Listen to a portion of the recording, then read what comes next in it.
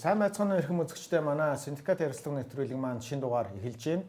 Тэгээ өнөөдрийн дугаараараа бид нар одоо бүх хэвлэл мэдээлэлээр яригадаад байгаа тамхитай холбоотой, тамхины хуулинд өөрчлөлт оруулахтай холбоотой асуудлыг хилцэхээр эрхэм зочтой ирсэн байна. Тэгээ би баруун гар талаасаа зочтой танилцуулъя. Номын чимэг улсын хурлын гишүүн өргөдлийн байнгын оны дарга хүрэлцэн ирсэн байна. Мөн цогт очир зуршлаа өөрчлөлийн төрийн бас байгууллагын тэргүүн мөн Coalition of Asia Pacific Tobacco Harm Reduction Advocates гэдэг олон улсын юм байгууллагын Монгол улстай гишүүн зохицуулагч нь байна. Мөн чин зэрэг захирал Premium Nexus компанийн дэд захирал мөн ариун туяа доктор анагаахын шинжилгээ ухааны үндэсний их сургуулийн судлаач нийгмийн эрүүл мэндийн ухааны доктор хүрэлцэн ирсэн байна. За та бүхэнд маш их баярлалаа. Тэгээд одоо божигнаад байгаа асуудлаа ярихаас өмнө хэдүүлээ танин мэдхэн энгийн асуултаар нэвтрүүлэг эхлэе гэж бодож байна. Тэгэхээр тамхи үүсч одоо олон нийтэд төгсөн түүх одоо тамхины төрөл англи одоо цахилгаан утаат гэж 9 шидийн болчлоо тий. Тэгээд хүн төрөлхтний хэрэглээ одоо хизэнээс эхэлж юм болчихов гэдэг талаар мэдээлэл эхлээд үзэгчтэй үе. Тэгээд ариун туяа доктороос эхлэх үү. За тэгэхээр тамхи гэдэг бүтээгдэхүүн бол одоо ер нь маш олон төрөл зүйлэмт урт удаан одоо түүхийг бас өгүүлдэг. Хамгийн эртний одоо кинонд ирж гэдэг юм уу одоо жүжигэн дээр ингээ харахад тамхиг бид нар бол ингээд ганс ч юм уу ингээд дипломат хэрэглээнд ингээд Монголд анх кинонд ирт юм уу бүр дээр үеийн кинонд дэр ингээ нэвтэрж исэн. Монголчуудын хувьд бол 90-ад оны эхнээс хойш ингээ зах зээл дэвтэрснээс хойш одоо янжуур тамхи буюу одоо өнөөдрийн мэддэг одоо янжуур тамхи, дүнсэн тамхи бол хэрэглээнд нэлээд эрчтэй одоо хурдтай орж эхэлсэн. Сүүлийн жилүүдэд бол харин одоо ялангуяа залуучуудын дунд өргөн хэрэглэгдэж байгаа электрон тамхи, за ялангуяа вейп гэх мэтчлэн маш олон төрөлд орж ирсэн байна. Мэдээж тэрийг одоо хүртэж байгаа, хэрэгжилж байгаа арга зам бол улам нарийсаж, улам одоо өндөр түвшинд гарсан байна. Зөвхөн татдаг, сордог зүйлийг бид нар тамхи гэж өнөөдөр ойлгодог байсан бол шимдэг, ууршуулдаг, утаа гаргадаг, гаргадууч гэдэг юм ингээ маш олон төрлийн одоо тамхин бүтээгдэхүүн зах зээл дээр гараад ирсэн. Одоо маш одоо чухал нийгмийн эрүүл мэндийн тулгымцсан асуудлыг үүсгэж байгаа нэг юм бүтээгдэхүүн болж байна. Төрлүүд дээр цогт очроо бас нэг товчхон тайлбарлаад өгөөч те. Одоо хамгийн миний мэдхийн л одоо хамгийн одоо үнэтэй юу ах те. Сигар ах те кубээс оруулж ирэл ингэж хийдэг гэлээдэг. Тэгээ ингээ одоо цахилгаан утаа сая шимдэг мэмдэг гэл яриад байна шүү дээ те. Бүгд Монголд эдгээр зарагдчихэж гин үү? Юугаараа ялгагддیں۔ Бүх төрлийн бүтээгдэхүүн тамхины одоо орц найрлага буюу никотин агуулсан бүтээгдэхүүнд бол Монгол улсад борлуулагдаж байгаа. За үүсэл гарал дээр нэмээд хэлэх юм бол яг 5000 жилийн өмнөөс гэдэг үүсэл гаралтай. За яг олон нийтийн хэрэглээ өнөөдөр бидний хэрэглээд байгаа нэг стик буюу нэг ширхэг тамхины хэрэглээ 1900 оны эхнээс эрчимжиж эхэлсэн. За нэг хувийн компаниуд үүсгэн байгуулагдсан байна.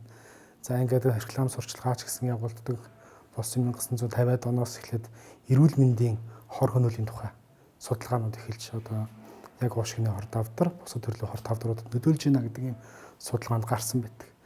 За шинэ тутам үүсэж байгаа бүтээгдэхүүнүүд бол 2003 онд анх энэ электрон тамхи гэдэг зүйлийг энэ уушгины хор давдраар аавыгаа алдсан нэг энэ зүч хүн бүтээсэн байдаг. Электрон тамхиг. За энэ бол яг патентаар авсан эцсийн хэлбэр. За 1978 онд 1970-ад оны үед одоо Гилберт гэдэг хүн бас энэ цахилгаан тамхины яг энэ бүтцийг анх гаргасан байдаг. Тухайн үед бол худалдаа нэвтрүүлж чадаагүй. Гэхдээ үүсэл гарлал яхаар 1970-ад оноос үүдэлтэй. Тэгээд өнөөдөр бол түрүүн бас хэлж чинь олон төрлийн бүтээгдэхүүнүүд байна. Бүгдийг нь бол тамхи гэж авч үзэх үү үзэхгүй юу гэдэг дээр бас маргаантай сэдв хэвээрээ байгаад. Одоо никотин агуулж байгаа л учраас тамхи гэдэг нь өөрөө нэг бодлын өрөөсгөл ойлголттой гэсэн үг. Никотиныг авч болох олон төрлийн одоо аргууд байна гэж ойлгоод байна шүү дээ. Тийм учраас тамхи гэж авч үзнэ гэдэг шүү дээ. Гэхдээ яг бидний мэддэг уламжлалт янжуур тамхи бол утаа гаргаж байгаа. Маш өндөр цельсийн хэмд халж одоо шатааж хэрэгжилж байгаа. Тийм учраас одоо энэ утаанаас гарч байгаа хоруу чанар энийг бууруулсан альтернатив бүтээгдэхүүнүүдийг одоо бид нар бас ялгаж салах хэрэгтэй байна. Чинзоо захирал CU-гээр бас тамхин бүтээгдэхүүн зарагддаг те. Тэгэхээр энэний ангилал төрөний хэлдэг уламжлалт болон уламжилт бус шин тутам юмн дээр борлуулалт дээр нь ялгаа мэдэгдэж гин үү? Ер нь тулгамдж байгаа асуудлууд юу анзаарэгдэж байна? Хөдөө бол орон нутагч гэдэг юм уу те. Одоо үйлчилж байгаа тамхины хяналтын тухай хуулиар бол ерөнхий боловсролын сургуулиас 500 м-ийн зайд одоо тамхи гэж хуулиар тодорхойлоод байгаа. Ийм дүнсэн суурьтай ийм тамхиг хамруулад байгаа. Энэ тамхиг бол зарж болохгүй гэж байгаа. За тэгэхээр бол манай одоо дийлэнх салбар бол тамхи зардгүй. Электрон тамхиг бол зардаг. Тэр нь нөгөө нэг тэр юундаа бахгүй. Зохицуулт хуулиндаа бахгүй учраас тий.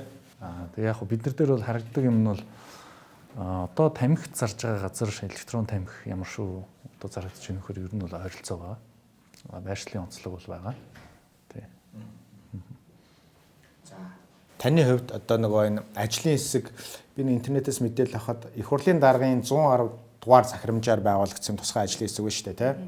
Бүтнээр нь хэлэх юм бол тамхины хяналтын тухай хуулийн хэрэгжилтэд танилцж электрон тамхи түүнтэй холбоотой асуудлаар холбогдох хуульд нэмэлт өөрчлөлт оруулах шаардлагатай эсхийг судлан санал дүгнэлт гаргах шаардлагатай бол холбогдох хуулийн төсөл боловсруулах үүрэг бүхий ажлын хэсэг гэж байна те. Энэ хизээ байгуулагдсан ажлын хэсэг вэ? Одоо үр дүн гүйцэтгэл нь ямар явж байна? Ер нь энэ хуулийн өөрчлөлтөөр ер нь та бүхний хүлээгдэж байгаа гол үр дүн юу юм? Энэ хуулийн ажлын хэсэг улсын хурал өөрөө хүн төвтэй тэгээ цаг үеийнхаа тулгымцсан асуудлыг дор бүрэн шийдэж явдаг тий. Цаг үеийнхаа асуудлыг хамгийн гол нь иргэдийнхаа дуу хоолойг сонсоод шийддэг ийм улсын хурал бай гэдэг стратеги төлөвлөгөө гарсан.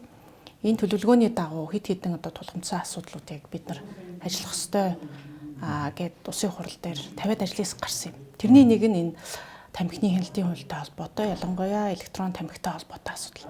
Тэгээ бид бүхэн мэднэ бүгдээрээ одоо энэ телевизийг үзэж байгаа хүмүүс бол хэн нэгний аав ээж, хэн нэгний ах эгч, хэн нэгний өвөө юм байгаа. Хүүхэд залуучуудын манд дунд тамхиталт за манай хүмүүс хэлж байгаагаар мэдээж утаа тамхи, янжуур тамхи энэ тамхиталт ихсэж байгаа. Түүнээс гадна шин тутам орж ирж байгаа энэ электрон тамхи янз бүрийн өөр төрлийн шин бүтээгдэхүүнүүдийн хэрэглээж гисэн өсөж байна. Аав ээж нар энэ дээр үнэхээр санаа зовж байна. Эрүүл мэндийн байгууллагын хүн дээр энийг санаа зовж байна. Яагаад төр засаг энэ дээр арга хэмжээ авахгүй байна гэдэг хоолойг бол дуу хоолойг бол өргөсөөр ирсэн. За тэгээ энэ асуудал бол нэлээд урд нь бас засгийн газрын түвшинд яригдаад олон одоо ашиг сонирхлыг хүнддэг учраас бас явж чаддгүй гэсэн шүүмжлэл дагуулдаг байсан. Тэгээ энэ удаагийн 126 гишүүнтэй шинэ парламентын гол зорилго бол хүн төвтэй цаг үеийн асуудлаа шийдвэрлэдэг ийм парламент бай гэж байгаа учраас 10 сард энэ ажлын хэсэг байгуулагдсан юм. Энэ оны 10-аас өнгөрсөн оны тийм. Жил болж байгаа. За тэгээд энээс хойш мэдээж энэ асуудлыг явуулахын тулд олон урд нь явуулах гэж ажлын хэсэг гишүүд байт юм уу төр захиргааны байгууллага ажиллаж исэн. Гэтэ ямар нэг юм шантраатч байт юм уу те шүү олон асуудал гараад зогсдог байсан. Ингэхгүй тулд бол яг маш сайн судалгаатай тэгээд одоо олон талын оролцоог одоо судалгааны оролцоог оруулсан ийм байдлаар ашиг сонирхлоос ангид байх ёстой гэд бид бол ажиллаа эхлүүлсэн байгаа. Тэгээ явцын дунд бол олон бэрхшээл бас гардыг байлээ нуугаад явах уу.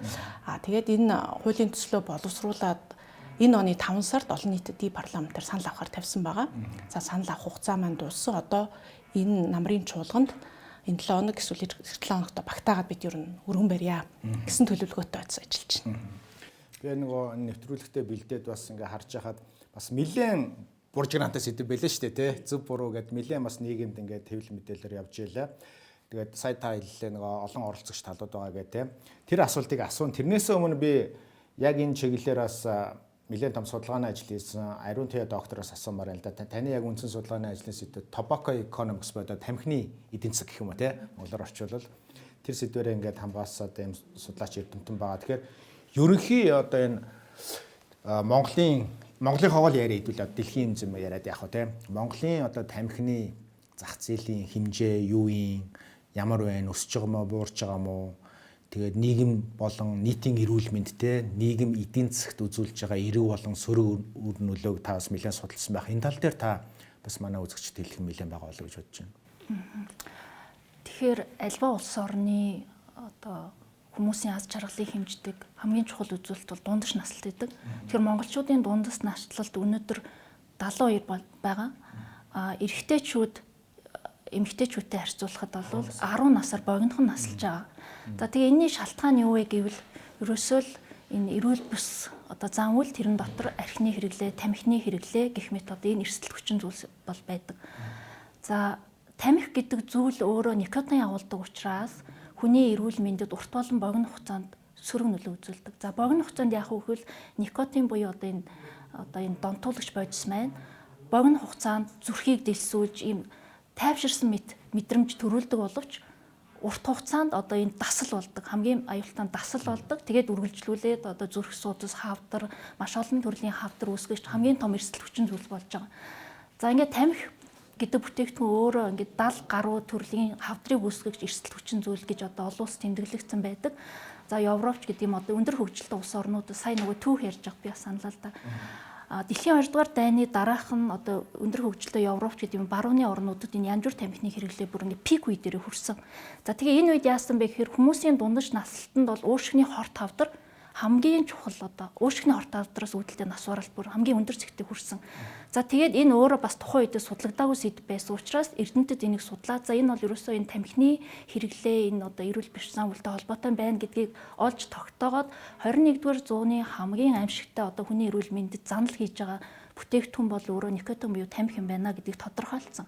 За тэгээд тэр үед яасан гэхээр уушгины одоо хорт хавдраар өвдөх эрсдэл эрэгтэй эмэгтэй хүмүүсийн дунд ингээд судалж үзэхэд тамхи татдаг эмэгтэйчүүдийн дунд 20-оос 30 дахин өндөр байсан. Тэр энэ ингээд нэгэнд судлагдаад ингээд өндөр байсан үзүүлэлтүүд. Монголын тоо жишээн дээр ямар судалгаануудыг хийсэн бэ гэхээр нэгэн цаг бага учраас би товчхон ярихыг хичээн. Жишээлх юм бол Монголд бол хавдар өнөдөр өндөр байна гэж яриад байна тийм ээ. Гэтэл хавдар ялангуяа уушгины хавдрыг ингээд судлаад үзэхэд зөвхөн эрэгтэйчүүдийн өнөөдрийн уушгины хавдрыг үүсгэж байгаа гол хүчин зүйлийн 60% нь тамхинаас үүдэлтэй байгаа. Эмэгтэйчүүдийн хувьд бол 10% байгаа. Гэхдээ нөгөө талдаа энэ судалгаанд бол нөгөө тамхины шууд үр дагаврыг судалсан. Гэтэл тамхи өөрөө нөгөө externality буюу гадна эргэн тойрны хүмүүстээс хор хохирол учруулж идэг. Ягаад гэвэл агаар орчин тэр никотин гэдэг бодис өөрөө цацагдж байгаа учраас. За хэрв ингээд гих мэтлэл нь одоо ингээд маш олон. За ингээд Монголын кейс дээр ярих юм бол жилд 4300 хүн тамхины одоо хор уршигаас орж нас барж байна. За тэгээд тамхины тархалт гэдэг аягүй ярьдаг. За тамхины тархалтын тал дээр бол манай нийгмийн эрүүл мэндийн одоо үндэсний төвч гэдэг юм хүрээлэнгүйс гаргасан үндэсний хэмжээний том судалгаанууд байдаг. 4 жил тутам ингээд давтамжтай хийгдэг судалгаа. Хамгийн анхны судалгаа 2005 онд хийгдсэн. За тэр үед яасан гэхээр бид нар за Монгол 2 эрэгтэй дутмын нэг нь тамхичин байна гэдгийг тухайн 2000-аад оны ихэнх үед тогтооцсон. Тэгээд одоо эрэгтэйчүүдийн дунд ялангуяа тал хувийн тамхи татчин гэдэг тоог ингээд тухайн үед аягүй ингээд цочирдон хүлээж авч ирсэн. Тэрнээс одоо ингээд бодонгууд баг 20 жилийн дараа тэр судалгааг ингээд хийнгүүт тархалт хэвээрээ л байгаа. Ерөөсөө дөрвтөө буурсан одоо доошлсон юм байхгүй. Гэтэл нөгөө талдаа тархалт гэдэг үзүүлэлт нь өөрөө нийт хүн ам дотроо тамхи татж байгаа хэдэн хүн байна вэ гэдгийг тоолж байгаа үзүүлэлт. Гэтэл 2000-аад оны их үед монголчууд нийт 2.3 сая байсан хүн амын тоо. Одоо бол 3.5 сая болсон. Энэний тал хувь. Тэгэхээр тархалт өөрчлөгдөөгүй хэвэндээ байгаа. Нөгөө талдаа тамхи татж байгаа хүний тоо өссөн. Хүний тоон дүнгээр өссөн гэсэн үг. Тэгэхээр энэний цаана тооны одоо хурдаар тэр хэмжээний одоо хүмүүсийн дунд хавдар үүсэж байна. Тэр хэмжээний дунд одоо тамхины донтолт үүсэж байна. Тэгэхээр тамхитал гэдэг чинь өөрөө F17 буюу олон улсын өвчний ангилалд бол одоо өвчин гэж онцлогдож байгаа. Тэгэхээр нэгэнд өвчин гэдээ онцлогдсон бол энд нарийн мэрэгжлийн эмчийн тусламж хэрэгтэй. Энэний цаана эмнэлэг хэрэгтэй. Энэний цаана одоо мэрэгсэн баг хамт олон хэрэгтэй ч гэдэг юм. Ингээд өртөг зардал нь өөрөө өсдөг. За улсын төсвөөс эрүүл мэндийн салбарт нэг хүнд 450 би сая тоо шалгасан 2024 онд нэг хүнд дунджаар 454 мянган төгрөгийн одоо эрүүл мэндийн зардал улсын төсвөөс хуваарлаж байгаа гэсэн. Тэгвэл энэ 454 мянган төгрөгийг зөвхөн тамхины хамааралтай хүнд бид нар зарцуулахгүй. Энэний цаана өс өрөө, хүүхэд, ахмад насны элэг бөөр одоо юу гэдэг бүх төрлийн өвчин зарцуулна. Гэтэл өнөөдөр зөвхөн тамхи татж байгаа тамхичдад бид нар ойролцоогоор 1 сая 487 мянган төгрөгийг зарцуулж байгаа. Ягаад гэвэл тамхи татж байгаа хүн эрүүл мэндийн зардалд эрүүл эмчилүүлж байгаа учраас уушгаа эвдлүүлснээс болоод одоо уушгины архаг бөглөрөл туснаас болоод астм үүснээс болоод дундаж зардал нь өөрөөр хэлэх юм бол тамхичдаа бид нар эрүүл хүндээр зарцуулгаас 3 дахин өндөр одоо мөнгийг зарцуулж байна гэсэн. Тэгэхээр энэний цаана бүхэл бүтэн салбарын үр ашиг Монгол хүмүүсийн аз жаргал дундаж наслалтыг өсгөх бодлого. Тэгээ одоо өндөр хөгжилтэй орнууд бусад улс орнууд энэний асуудлыг аль хэзээ шийдчихсэн. Одоо энэний цаана эрүүл мэндийн салбар ч өөрөө технологитойгоо зэрэгцэж явах хэрэгтэй салбар байхгүй. Хаана ямар шин технологи өссөн байна? Ямар одоо эмчилгээний шин тактик, оншилгоо өгсөн байна. Тэнд бид нар мөнгөө зарцуулах хэрэгтэй байтал нөгөө тамхичдаа бид нар 3 дахин өндөр мөнгөө төлсөн хэвээрээ тамхины тархалт хэвээрээ байна гэдгийг 25 жилийн турш ярьсан хэвээрээ ийм байгаад байгаа. Тэгэхээр энэ бол зайлшгүй одоо ингээд цаг хугацаа алдахгүй одоо шийдэх ёстой асуудал, тулгымцсан асуудал болсон байгаа. Бид чинь 2012-3 онд нэг тамхины тухай хуулийн дээр нэмэлт өөрчлөлт орсноос хойш дөрвтэй арга хэмжээ аваагүй юм билээ. Сулруулсан эрдэнэчим гишүүний нэг доторх яахыг боловч тий. Тэр бол маш том бэрхшээл болсон. Түүнээс хойш ухарсан маш олон тийм заалтууд орж ирсэн. Дээр нь татврын бодлогоо ерөөсөө хийж чаддгүй. Манайх чинь дэлхийн эрүүл мэндийн конвенцэд тэр тамхины эсрэг конвенцэд ороод нэг 3-4 жил тутамдаа нэг үнэлгээ авдээ. Тэн дээр одоо дэлхийн эрүүл мэндийн байгууллагаас тэр FCTC буюу тамхины хяналтын тэр суурь конвенцийн ажлын яамнаас Монгол улсад өгдөг хамгийн том одоо анхааруул бол нэгдүгээрт та нар хүүхэд залуучуудаа тамхиталд шинээр одоо орохос ерөөс урьдсан сэргийлэхгүй байна. Хоёрдугаарт ер нь нөгөө олон нийтийн хэрэгслэр масс медиа гэж ярьдаг те энүүгээрээ тамхи шин төрлийн электрон тамхитай холбоотой хор уршигыг тайлбарласан ямар ч одоо нөгөө боловсрал те соён гэгэрүүлэх ажил хийхэ болчихжээ. За 3 дугаар та нар татврын бодлого болсон 0 байна. Ерөөсөө хэсгээгүй энийг бол жил болгон ярьдаг усын хурлаас ч гэсэн урд нь тогтоол гарч ирсэн даанч одоо хэрэгжүүлж чадаагүй. Энэ 3 дээр та бүхэн маш сайн анхаараач хэл гэдэг дүгнэлт өгдөг. Тэгээд сайн Ариун цай доктор хэлж байна. Дэлхийн эрүүл мэндийн байгууллага нэгдсэн үндэсний байгууллагын хөгжлийн хөтөлбөрөөс Монгол улсын энэ эрүүл мэндийн тогтолцоонд хийсэн судалгаа, бусад судалгаагаар тамхинаас хамааралтайгаар Монгол улсад жил 4300 хүн нас барж байна гэж байна. 4300 хүн гэдэг чинь одоо баруун бүсэд бол жижиг говьлтай завхрамж гэдэг юм уу те энэ бүсэд бол 2 сумын хүн ам баггүй. За хангаа бүсэд бол яг 1 сумын. Тэгэхээр нэг жилдээ 1 сумын нэгээс 2 сумын хүн амтай тэнцэх хүмүүсийг бид нар тамхитаас олж алдчихж байна. За дараа нь бас нэг манай тамхиталтаас үүдж байгаа эдийн засгийн хохирол гэж байна. Ста түрүүний хэлж байгаа имчилгээ, нас барж байгаа хүн тамхи татхад одоо нөгөө хөдөлмөрийн бүтээмж итэр гээд олон индикатор байдаг. Инээсээ энэний жилийн тооцоон болохоор манай дотоодын нийт бүтээгдэхүүний 2.1% төрж байна гэж. Энэ бол тамхитай холбоотой эдийн засгт үзүүлж байгаа сөрөг нөлөөлөл гэсэн үг тийм. За ингээд явж байна. Тэгээд энийгээ бид нар шийдэж чадаагүй. Хоёрдугаар шинэ тутам орж ирж байгаа бүтээгдэхүүнүүдэд бид нар ямар ч хууль эрх зүйн зохицуултгүй явж байгаа нь өөрөө дахиад 10 жилийн дараа 20 жилийн дараа энэ тоо дахиад маш өндөр болох эрсдлийг л агуулж байгаа гэсэн үг. Тэгэхээр манай ажлын хэсэг та түрүү асуусан ямар зорилгоор ямар үр дүн хүлээгч юм гэхээр бидний хувьд энэ ажлыг бас бид нар бол улсын хурлын гишүүд. Улсын хурлын гишүүд бол яг нийгэм одоо иргэдийнхаа дуу хоолойг илүү сонсож байгаа. За энэ дээр судалгаа хийгээд үзэхээр үндэ хэлэхэд манай Монгол улсад насан туршийн өсвөр насны хүүхдүүдийн маань тамхиталд огцом нэмэгдэж байна. Энийн судалгаагаар ч гэсэн харагдаж байна. Өмнө нь бол 2019 онд яг нэг нийт сурагчдын 14% те 13-аас 15 насны хүүхдүүдийн дунд нийт сурагчид 14% янжуур тамхи татаж үзсэн.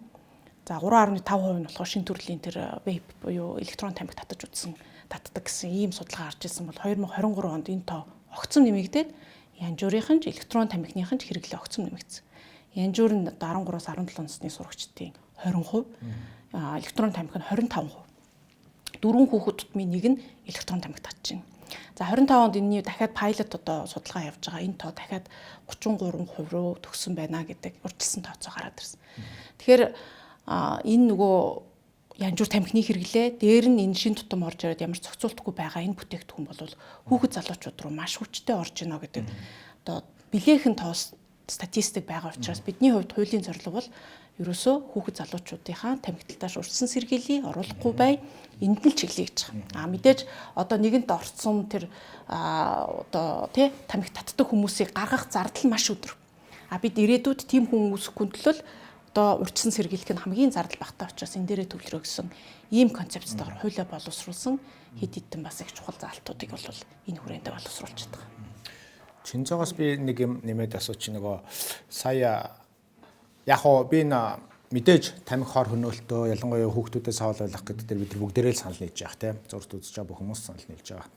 Гол нь нөгөө юмтай нэг хүчээр тэмцэхэр чи нэг эсрэг үр дүн гарчих гээд байдаг тийм Америкийн хуурай хууль гэдэг шиг тийм. Тэгэхээр одоо сая ингээд одооны нөхцөл байдлаа үнэлээд үзэхээр тэр шин зураг захирал 2 чудаа хэлж ш тэр 500 м 100 м-ийн тэр нөгөө юм те зарахгүй гэдэг юм ингээд ерөөхдөө практикли жоохон хэцүү байна те амьдрал дээр мөрдөгдөхгүй байна гэх. Тэгэхээр ингээд шууд ингээд хорихлоор би зүгээр том сүлжээний нөгөө те захирал хүний хувьд асууж байгаа шүү. Хорихлоор нийгмийн эдийн засгт юу ямар сөрөг нөлөө гарна гэж таамаглаж байна. Та эдэн дээр мэдээж ингээд судалгаа хийдэг байлгүй дээ те борлуулалт талаасаа.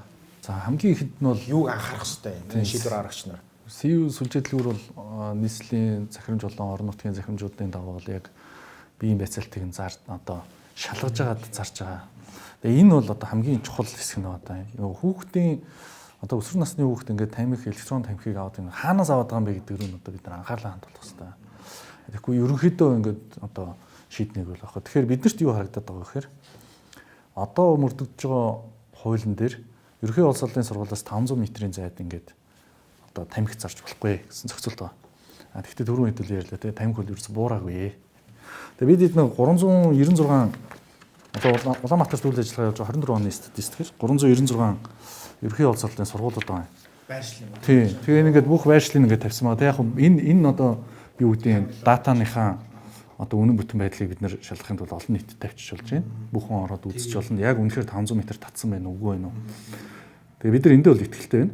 За тэгээ энэ дээр ингээд юу харагдаж байгаа вэ гэхээр барилгацсан бүх талбайд тамхи зарах бол хориотой Улаанбаатарт. Одооны хуулиараа тийм. Одооны хуулиараа.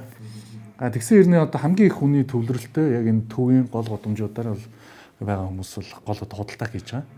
Тэгэхээр энд бол тамхи бол чөлөөтэй зарагдаж байна. Яаж байгаа вэ? Бүгдээрээ одоо ширээн доогуур нууцаар зарж байгаа. Бүхэн мэдж байгаа нэг тийм. За тэгэхээр яаж ч нөхөр нөгөө хяналтгүй зарахаар хүүхэд авах боломж өртөж байгаа. Хүүхний одоо хэдэн ч насны хүүхдээс хамаагүй зарна. Тэнд бол ямар ч хяналтгүй болж байна. Дээр нь дахиад хүүхдэд одоо жишээ нь тамхиг ширхэгдэлж болж байна. Бүр хямдхан болоод. Тэгээ ийм айгүй сөрөг үр дагаврууд ингээ гараад байгаа. Тэгэхээр бидний зүгээс бол энэ асуудлаа шийдэхгүйгээр хэдүүлээ ингээд өөр маш олон зүйлсүүд хийж байгаа юм бид нар бол маш дэмжиж байгаа. Одоо веб бол тамхины нэг төрөл мөө. Бид нар зарчмын үед бол энийг хийх ёстой гэж харж байна. Хамгийн гол яг хэрэгжилтэн дээр ирэхэд яг хүүхдийг хамгаална гэд хийхдээ юмаа дутуу хийчих вэ. Тэгэх юм бол хэдүүлээ эрсдэл орж байна. За энэ дээр бол шийдлүүд бол зөндөө одоо хийж болж байна. Одоо бид нар одоо их дижитал үед амьдарч байгаа давуу тал ашиглах хэрэгтэй гэж бодоод байна. Бүх хүнд ийм Монгол байгаа. Бүх хүнд одоо дижитал банк байгаа, аппликейшн байгаа. Тэгээ бүгд Facebook-тэй. Тэгээ бүгдээ смартфонтой болсон. Энийг ашиглаад одоо ийм байцаалтаа баталдаг. Тэрэнд нь одоо ийм Монгол ажиллаж байна. Тэндээс нь юу гэдэг нь одоо дэлгүүрт хүн орж ирээд юм уншуулахад нөгөө талд нь кассан дээр зөвхөн тэр хүний зураг царайнд болж гинөө. Тэгээ энэ яг худалдаа авах насны хүн мөн үү гэдэг ингээд одоо үзээд явчихын технологийн шийдлүүд авах замаар хүүхд залуучуудыг тамхи авах боломжийг ингээд хаах хэрэгтэй. Тэгэхгүй бол хэдүүл юм нууцсаар далдаар ингэж борлуулалт хийгддэг энэ сүлжээн дээрээ дахиад тамхины одоо энэ болж гинэ гэж үзээд яг адилханаар ингээд үзэх юм веб ялгаагүй л бүх юм ингээд нууц хэлбэрлэг орно. Тэгэхээр биднэрт бол нөө яагаад эцэг эхчүүд хүүхдийнхээ харманаас ингээд тамхи одоо хараад уурлаад байна гэдгийг тийм цаад учир шалтгааныг бид нэр ерөөсө хөндөж чадахгүй ингээд өнгөрчих ийм л эрсдэл байгаа харагдаад байна. Тэгэхээр бидний зүгээс бол энэ технологийн шийдэл ашиглаад илүү энэ хяналтаа сайжруулаад тэгээд олон нийтийн хяналт аягүй чухал юм байлээ. Жишээ нь дүүргээс одоо за энэ 7 хоног одоо тамхиг хууль ёсоор зарж гинүү гэдгийг бүгдийг шалгана гэдээ явахаар тэр 7 хоногтой жишээ нь хууль бус судалтай ингээд тэр чигтээ байхгүй болт юм байлээ. Тэгэхээр ингээд жишээ нь зарлахаас ахуулаад тактикийн хувьд хийж болох зөндөө зүйл байгаа байхгүй юу. Даанч одоо бид нар бол энийг хийвэн. Гэхдээ энийг бол хийгээд шийдвэрлэх зөндөө олон боломж байна л гэж хараад. Тамхины ялтын тухай бол 2012 онд нэмэлт өөрчлөлт орсон байдаг. За тэгээ 15 онд дахиж нэмэлт өөрчлөлт орсон байна. 12 оны хамгийн олдтой тал бол дотор орчин татуулахгүй байх гэдэг заалт байдаг. Энэ бол одоо хүртэл хэрэгждэг. Гэхдээ 2015 онд дотор орчинд тамхины өрөөтэй бол яана гэдэг тийм ухралт бас хийгдсэн байдаг. Тэгэхээр яг хүүхдийн хэрэглээ тал дээр бол хүн болгон мэдээ шүүмжлэлтэй хандж байгаа. Өнөөдөр тамхи татж байгаа тэр зам янжуур тамхи татж байгаа хүмүүсийн тамхинд орсон дундаж насжилт нь өөрөө 12, 13 нас байдаг. Хүүхэд багтаа татдаг. Хүүхэд тамхи татж байгаа хамгийн том нөлөөлөл бол гэр бүлийн орчин. Харж үзэж байгаа зүйлс. Энэ бүх зүйл одоо нөлөөтэй байдаг. Цахилгаан тамхины тухайд одоо янз бүрийн одоо мэдээлэлүүд байдаг тийм ээ. Гэхдээ бид нар хүүхдүүдийг сэргийлж гин, хүүхдүүдийг хамгаалж гин гэд худлаа мэдээлэл тарааж болохгүй. Худлаа мэдээлэл тараах тусам сэтэл өгч идэг. Болохгүй гэх тусам хорих тусам улам одоо нэг далд эдийн засаг, далд хэлбэрлэгөө шилжиж идэг. Энэ хэлбэрийг бид нар ерөөхдөө энэ хуулийн дээр битээ байгаасаа гэж бодож байна. За энэ хуулийн дээр одоо Номын Чимэг гишүүний өргөн одоо ди парламентаар пост одоо оруулсан байгаа хуулийн дээрээс хэд хэдэн энэ тамхины одоо яг нэг үеийн тамхины бизнесийг яг дэмжиж байгаа юм шиг хэд хэдэн залтууд байна. Нэгдүгээрт далд хэлбэр рүү оруулна гэж. Одоо хэд хэдэн усан жишээ авсан байлаа. Тамхин бүтээгдэхүүнийг ерөөсөө ил касн дээр байршуулахгүй. За юунаас ингээл листлээд те ингээд сонголтоо хийдэг болгоно гэдэг чинь. Тэгэнгүүт өнөөдөр одоо жишээ нь би натур ингээд тэнд амьдардаг байхгүй. Натураас нэг ундаа авах гэж зогсчихсон чинь хажууд нэг хүн тамхи авч байгаа байхгүй. Тэгтэл тамхи паачк тамхи авахд мань хүн дээр за нөт гарахгүй шүү гэж байгаа юм. Тэгэнгүүт би энэ одоо ямар ч читэй юм бол гэдэг нөгөө өөрөө судалж байгаа хүний хувьд та нэг арьс тамхи авъя гэдгсэн чинь ундаан дээр нөт гаргачихад тамхи нэр гарахгүй байна. Тэгэхээр энэ усад орж ирэх төвлөрөх ёстой татвар огт төлөгдөхгүй байгаа байхгүй. Тэр хувь одоо тэр аж ахуй эрхлэгч юм уу эсвэл тэр компанид одоо яг мөнгө болж үлдээд байгаа. Даалт хэлбэр рүү оруулах тусам яа. Улс татвараа нэг өрдүүлж чадахгүй. Хоёрдугаар одоо нөгөө хүүхдүүд чөлөөтэй авах хэлбэр үүтэй байх боломжтой. Яг хоо энэ дээр бас жоохон буруу ойлголтын буруу зөрүү байх шиг байна. Бас зассан дээр байх гэж бодож байна. Ер нь бол энэ хуулийг хийх эхлэхээс нийгэмд ерөөсөө энэ нэг янжуур нь байна уу, электрон тамхи нь байна уу, мафийн зохион байгуулалттай болцсон нэгээ харлуулад нэгнийх нь талд оруулах маягаар энэ бодлогыг бас ерөөсөө явуулахгүй байж ирсэн гэдэг юмыг бол бид бас харсан. За ийм байхгүй тул бид нар юуг анхаарах ёстой гэдэг бүх юмыг дата судалгаан дээр л хийж байгаа. Тэгэхээр бидний хэлж байгаа юм бол янжуур тамхины одоо хэрэглээ өссөн байна. Манай Монгол улс бол дэлхийд байхгүй хямдхан тамхи янжуур тамхитай улс болсон. Талхнаас хямдхан тамхитай болсон. Талхнаас хямдхан байна гэдэг чинь хүүхдүүд шимт хичээлтэй одоо талах юм идэх юм уу ах уу эсвэл тэрнээс хямдхан карманы мөнгөөрөө тамхи нь боломжтой байна уу гэдэг дээр энэ сонголтыг л зохицуулт хийхгүй ерөөсөө ингээд харсан ч хараагүй юм шиг байсаар агаад ийм олон жил болгосон байна гэдгийг харж байгаа. Тэгэхээр бидний хуулийн ерөөсөө гол зорилго бол хүүхэд өсвөр насныхны аль аль хэрэглээг нь бууруулъя. Аль аль нь л хортой. Аль аль нь хортой юм чинь аль аль нь адилхан зохицуулттай л бай гэсэн ийм юм байгаа. Зүгээр яг хуу өдөө хүртэл тамхины ялтын хуулийн дагуу янжуур тамхи одоо бусад төрлийн тамхинууд бол зохицуулттай тий маркетинг зар сурталчилгаа хийж болохгүй тусгай зөвшөөрлөлтөд оруулж ирнэ тусгай зөвшөөрлөлтөд зарна дотор орчин татахгүй гэд зөвхөн зөвшөөрөгдсөн цэг мэд гэд байгаа. Электрон тамхи болохоор ерөөсөө тийм юм байхгүй дотор гадаргүй хэрэглэн тусгай зөвшөөрөл одоо өсчин ороход хүртэл өсчин дээр зарж байна. Багш нартай ярихад одоо бүр хэцүү байна. Одоо зарим нь бүр ингэж штэ сургуулийн манаач нь хүртэл электрон тамхи аваад зарж байна хүүхдүүдэд.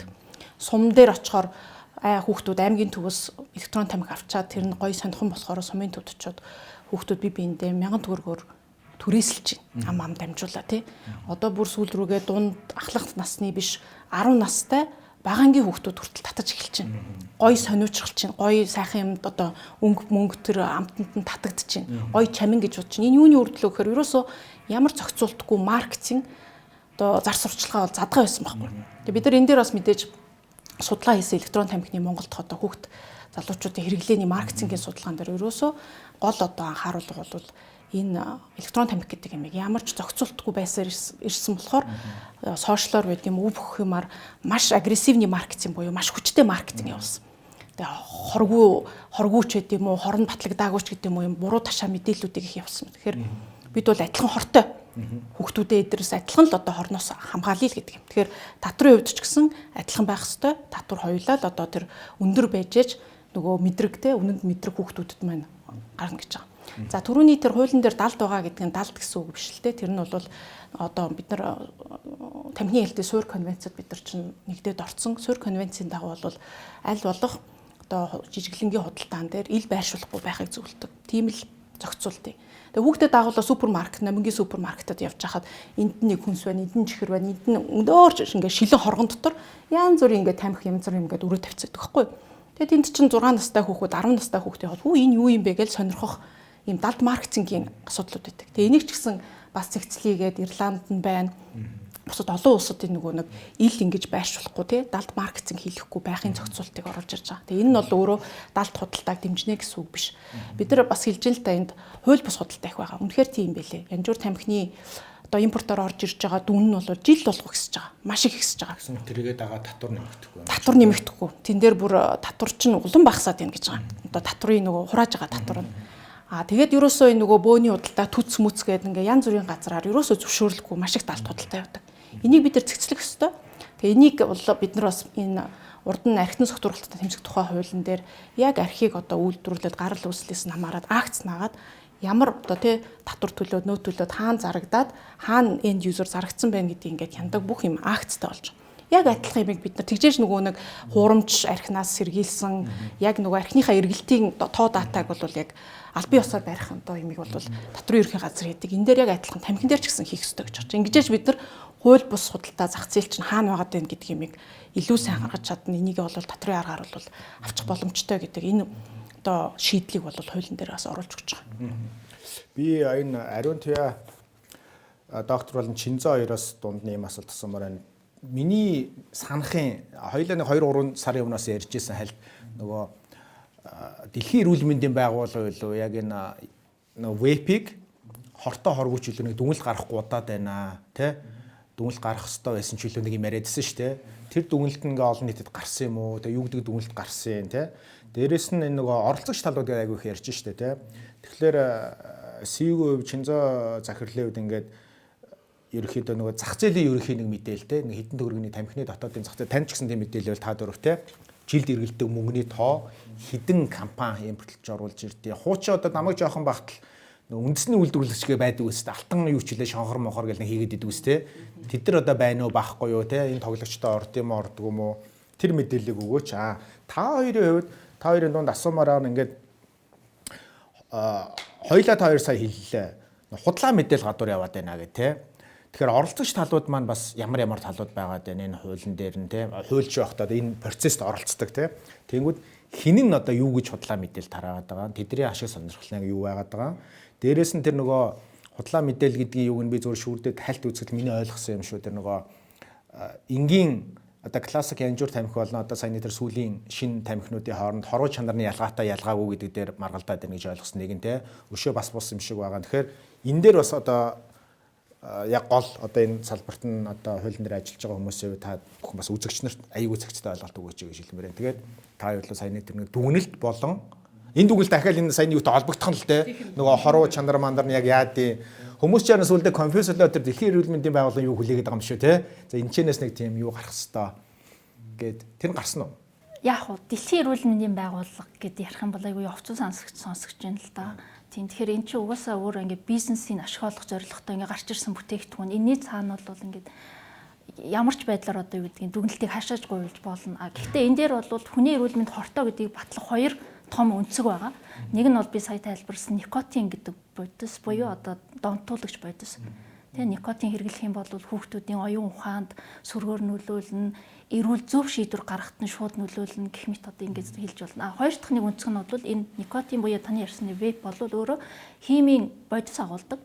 Тэгээд химийн бодис нь өөрөө маш олон төрөлтэй байгаа. Энэ бодис нь юунд ашиглагддгийг гэхээр одоо жишээ нь гэр ахуйн зориулалтын цэвэрлэгээний бодис, одоо барилгын будаг гэх мэт юм хүний эрүүл мэнд хортой маш олон төрлийн одоо би өөрөө хим биш болохоор яг нарийн цайн худлаа ярихаасаас эмзэглэж байна. Харин энэ бол хоёр гол өнцөг нь нэгдүгээрт никотин агуулдаг, хоёрдугаарт энэ өөрөө химийн бодис агуулдаг. Ийм хоёр бүтээгдэхүүн. Тийм учраас энэ бол ямар ч мандгаалгаар гэх гэдэг нүг.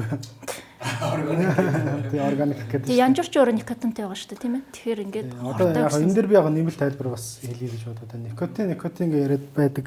Яг никотин нэгэн донцсон хүн бол никотинаас гарах эмчилгээ болон одоо бусад одоо эмчилгээнүүд одоо им бүтээгдэхүүн ч юм хамрагдах хэрэгтэй байдаг л да. Тэгээ яг никотин дангаараа ямар хор хөнөөлтэй вэ гэдгийг бид бас ойлгох хэрэгтэй. Никотин хэрвээ шаталтаар тэр одоо тамхины навчтай ингээ холилдод шаталт үүсээд нөөц төрөгчийн дутуу эсвэл ялгарч байгаа тохиолдолд энэ бол хамгийн аюултай хэлбэр буюу түрүү 70 гаруй төрлийн одоо хорт бодис нь хорт тавдрал үүсгэх чадaltaй болж идэх байгаад. Тэгэхээр энэ цахилгаан тамхи гэдэг зүйлийг анх гаргаж байгаа зориулт нь өөрөө энэ одоо босод ч гэсэн ер нь хүлэн зөвшөөрсөн байна. Никотиндаа биш утаандаа биш дээ. Энэ утаа гаргаж байгаа зүйлт утаа нь өөрөө хүнийг хордуулаад хажуудах гэсэн хордуулж штэ. Наа чи баг нэг 100 шиг юм шүү дээ. Дутуу шаталттай 100 бүрэн шаталттай гэдэг шиг. Хэдүүлээ нэг жишээ аваад үзье. Нүүрс төлөй те нүүрс шатай. Яндангаар утаа гарч ийн тийм үү. Тэр бол нүүрс төрөгчийн дутуу эс болон бусад хүний металлуудыг агуулж байгаа утаа мөн юм уу? Цахилгаан тамхи бол никотины шингэнтэй байна. За тэгээд яг энэ фишн дээр юм уу 100хан дээр ингээд тавиа л та. Тэгэхээр ус буцлан тийм үү. Тэрээс гарч байгаа уур юм байна. Тэгэхээр ийм ойлголтын зөрүүнүүд маш ихээр гараад байгаа. Энэ ойлголтыг зориудаар хүчээр нэгтгэхэд яваад байгаа юм худлаа мэдээлэлүүд байгаа учраас энэ дээр няцаалт өгөх нь зөв хэрэг байхгүй. Тийм. Тэрийг одоо янз бүрийн одоо хүмүүс хэлээд идэв. Гэхдээ энэ бол бодит судалгаа нотлогоо нь үнэн юм байна. За дэлхийд даяар маш олон төрлийн цахилгаан тамхи болон янжуур тамхи төр хийсэн харьцуулсан судалгаанууд байгаа. 10 судалгаа тутмын 9 нь цахилгаан тамхи нь хоруу чанар багтаа байна гэдгийг нь бол нотолж байгаа. За нэг нь бол адилхан ч юм уу эсвэл янз бүрийн юуг ойлгож байна? хоруу чанар гэдэг бол хүнийг хордуулж байгаа чанар, дээрээс нь дотор агуулж байгаа бүтээгдэхүүнүүдийн одоо тэр нитразамин ч юм уу эсвэл одоо бусад хор тавдар үүсгэж байгаа. Одоо хүчин. Яг энэ дээр би бас шууд бас хэлийл гэж бодож байна л да. Манай ажлын хэсэгт эрүүл мэндийн байгууллагын олон бас судлаачид эрдэмтэд те эрүүл мэндийн байгууллагаас ч гэсэн орж байгаа. Тэгээ энэ дээр нөгөө яг энэ хуулийг бас одоо нөгөө яг намар бол яалтчгүй нөгөө тамхиталтыг бууруулахын тулд бид нар зөвхөн нэг хууль хийх биш хэрэгжил дээр анхаарах хэрэгтэй тийм. Тэгээд сургууль орчинд одоо хорт зуршилгүй тамхигүй сургууль сурагчид гэдэг аянг бас хийж байгаа. Ингэжээж бид нар эцэгхийн оролцоотойгоор нийгэмд ч гэсэн энийг ойлгуулж тийм энэ нөгөө соён гэгэрэлх ажил ерөөсөө хийгдгээ болцсон байна гэж штэ. Ингээд энийг хийхдээ зэрэгцүүлээд одоо нэлээд одоо нэр нүр их усруу байхгүй юм олон пэйжийг одоо гаргаад шинхэн дандаа тэгээд 10-20-оор л гаргасан байлээ. Дээр нь спонсордод бүгдээрээ ингээд спонсорд гэдэг ингээд янз бүрийн мэдээлэлүүд явуулж байгаа. За сүүл рүүгээ тамхиныхаа асуудлыг чөнтгөө ойлоод хувь хүн рүү ч орж ах шиг байна. Тэгээд энэ өөрөө тамхин дээрээ тамхи хортой энэс хамгаалах хэрэгтэй гэдэг дээр өндөө бас сайн аргумент байхгүй болохоор ийм арга руу орж ийн гэж хараад байгаа. Тамхины хор өнөрдөр одоо тэр нэг 2хан төрлийн бодисоор нь одоо энэ тамхи чинь эсвэл электрон тамхи чинь нийгэмд үзүүлэх хор хөнөөл нь юу юм бэ гэдгийг бол хэмжиж болшгүй. Энэ бол алин банан хоёрыг зэрэгцүүлж авч байгаа алин илүү амттай вэ гэж асууж байгаатай адилхан байхгүй юу? Өөр бүтээгдэхүүн. За түрүүн хэлж ин дам тамхиталт те удаан илүү хортой гэдэг. За нөгөө талаараа энд эрүүл мэндийн байгууллагуудаас олон улсад электрон тамхины чинь ч гэсэн дам тамхиталт нь хор хөнөөлтэй юм байна гэдэг судалгаанууд гарцсан. Тэгээ яг уу нөгөө нийгэмд үзүүлэх яг нэг хүн ингээд юу гэдэг янжуур тамхи татаад эсвэл электрон тамхи татаад нэг хүнд үзүүлэх нөлөөлөл нийгмээр нь олоод хараад энд үзүүлж байгаа нөлөөлөл нь юу вэ гэдэг дээр их өөр.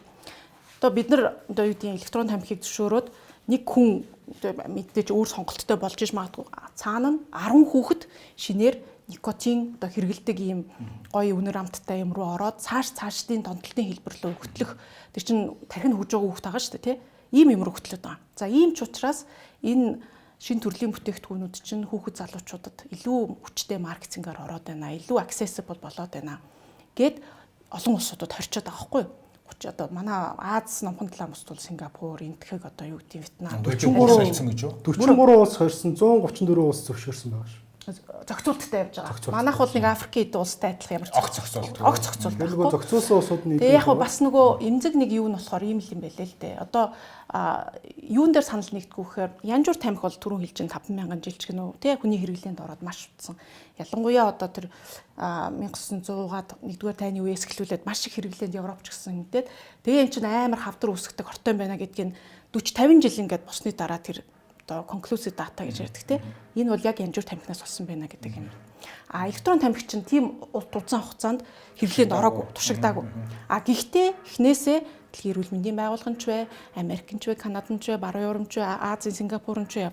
Энэ бол цаашид бас дахиад тамхины давлгаа явж ингэж өвчлөл одоо хүн ам үүсгэсэн шиг хор хөнөөл учрах эрсдэл маш өндөр байна. Тэгэхээр дахиж нэг тэгэж давлгаа явахгүйгээр урьдчилан сэргийлэх асуудал чухал байна гэд бүх улсууд зохицуултандаа хийгээд үнэр амтыг 20-г нь хориод бүгдээр нь 20-г нь хориод Сингапур бол ялангуяа нөгөө ийм одоо тэр электрон тамхины дотор одоо хар тамхи мансууруулах бодис орж ирээд тэрийг хяналтгүй байх одоо магадлал айгүй өндөр учраас энээсээ хүүхд залуучуудаа хүн амаа хамгаалъя гэд хорчиж байгаа байхгүй.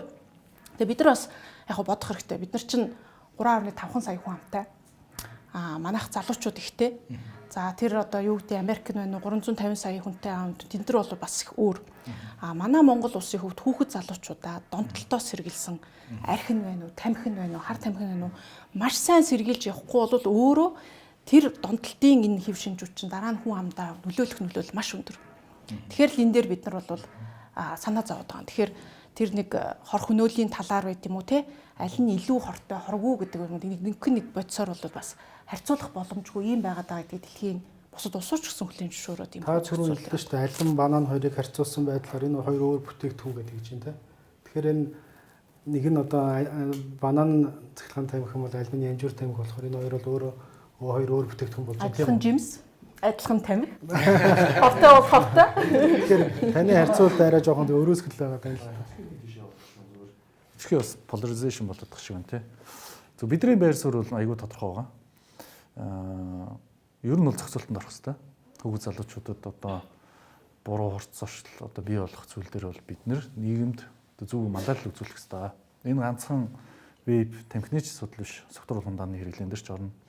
За бид нар анх бас одоо CV-д орж ирээд хүүхдүүд гомын идэд байна гэсэн. Окей 16 нас лимит хийсэн. Иймэрхүү маягаар бол бид нар бол манлайлал үзүүлж байгаа. Тэгэхдээ харамсалтай нь ганцхан бид нар энийг бол хийгээд барахгүй юм байна. Өнөөдөр хаасан дээр зогсож байгаа залуу хүнээс одоо биеийн байцаалтыг нь асуухад эргүүлээд одоо доромжлуулах тийм байдал бол байнга гарч байна. Тэгэхээр нөгөө нэг нийтдээ бүх одоо жижиглэнгийн худалдааны 12,000 цэг ба 12,000 цэг дээр л нэг стандарт мөрдөгдөхгүй бол үйлчлүүлэгчийн одоо тэр дадал зуршил өөрчлөгдөхгүй.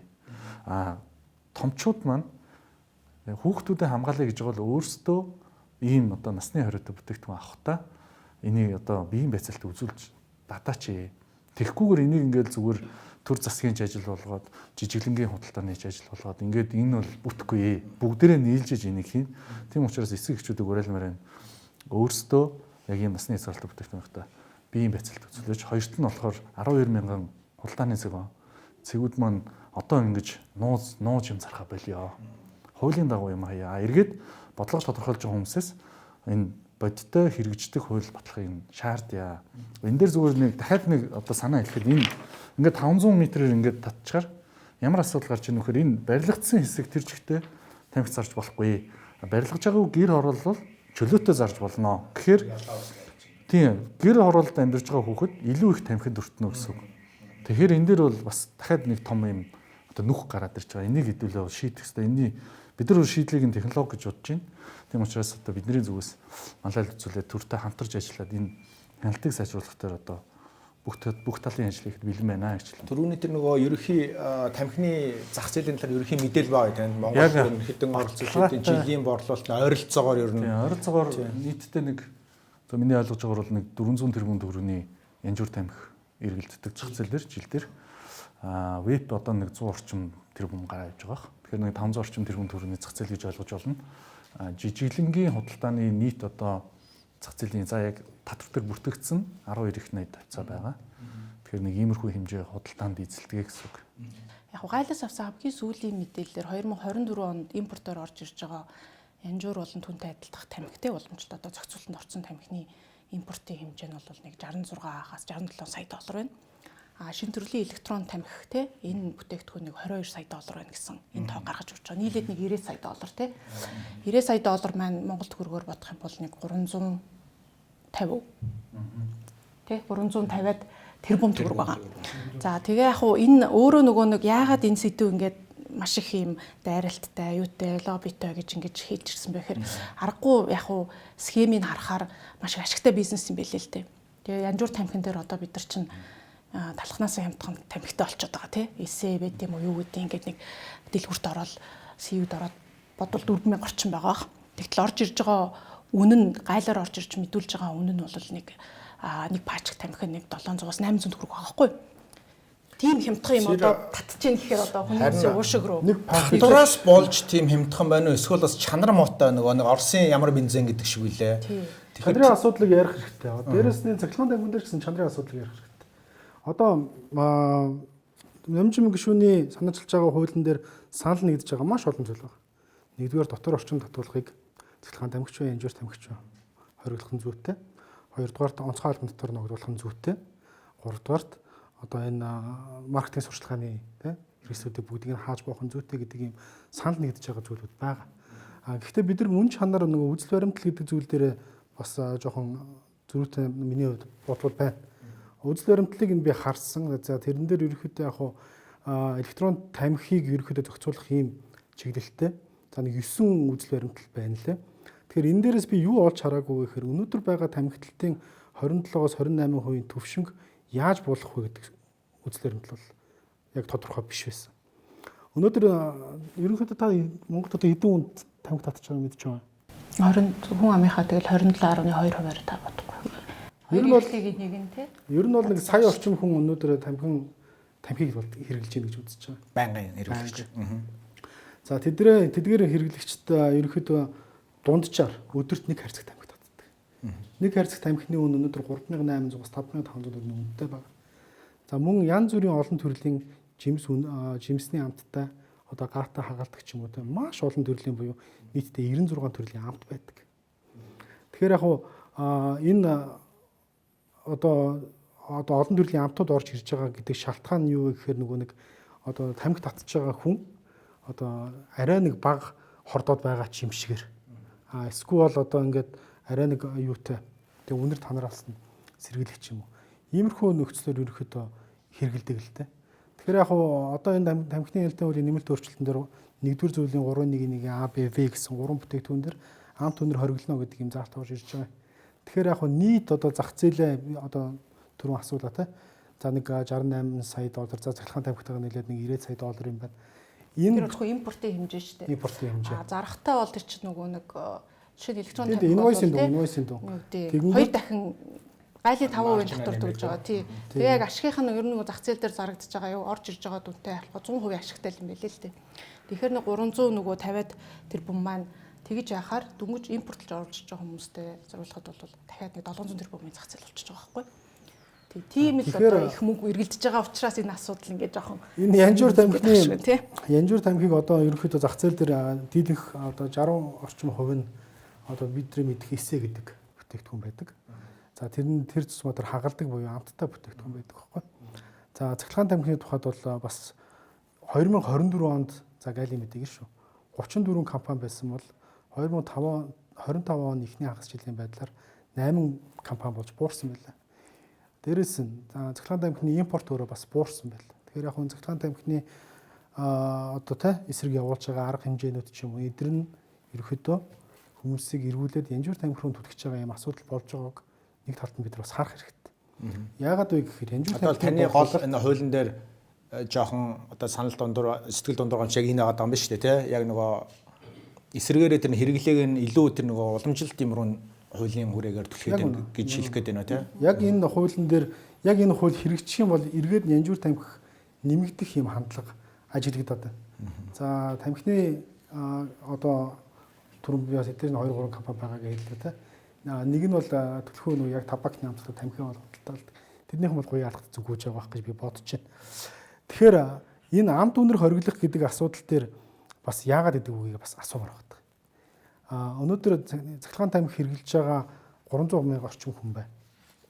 Эдгээр хүмүүс нэгдүгээрт амт үнэрнээс нь болж цахилгаан тамхиг сонгож байгаа. Тэгэхээр энэ сонголтыг нь яагаад байхгүй болов? Нэг асуулт. Хоёрдугаар тамхины хэлтийн тухай хуулийн дээр одоогийн мөрдөгдөж байгаа хуулийн дээр нийт 17 ширхэг утаа гэдэг үг орсон байд. Юу гэдэг вэ? Утаа.